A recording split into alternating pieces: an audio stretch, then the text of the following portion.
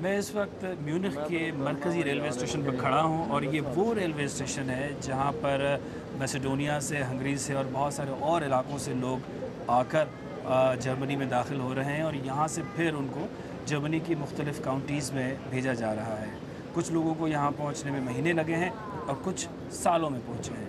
یہاں اس وقت ہمارے ساتھ 3 پاکستانی موجود ہیں جو اپنی ہمیں کہانی سنا رہے ہیں۔ سب سے پہلے تو آپ اپنا نام بتائیے گا۔ ناصر عباس 3 سال ہو گئے ہیں پاکستان سے نکلے ہوئے، پہلے ایران، پھر ترکی سال رہے ہیں، پھر یونان میں جیل میں رہے ہیں 6 مہینے بارڈر کراسنگ کے چکر میں، وہاں سے پھر مقدونیہ، سربیا، ہنگری، آسٹریا، تو اب ادھر 1 مہینہ ہو گیا۔ یونان میں اسٹے کیا میں نے 8 سال۔ 8 سال یونان میں رہے، کیا کرتے رہے یونان میں؟ ادھر یہی جو کام جو بھی ملتا تھا کر لیتا تھا۔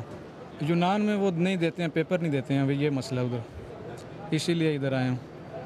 یہاں پہنچے ہیں، یہ پولیس والوں کے پاس گئے ہیں، یہ ہمیں لے کے کیمپ میں چلے گئے ہیں، وہاں ہماری فنگر لیے ہیں اور تصویریں وغیرہ لی ہیں، اس کے بعد ایک اور کیمپ میں چینج کیا ہے۔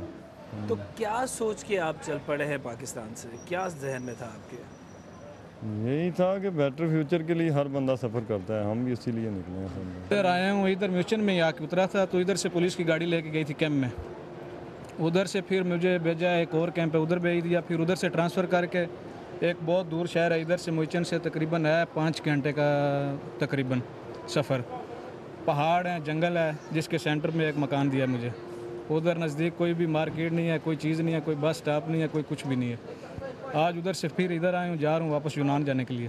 ادھر کا جو ہے کلچر میں سمجھ چکا تھا، ادھر کا زبان جو ہے لینگویج جو سب کچھ آ رہا تھا مجھے، تو ادھر میرے لیے جو ہے بہتر ہے۔ تو آپ پچھتا رہے ہیں پاکستان سے نکل گئے؟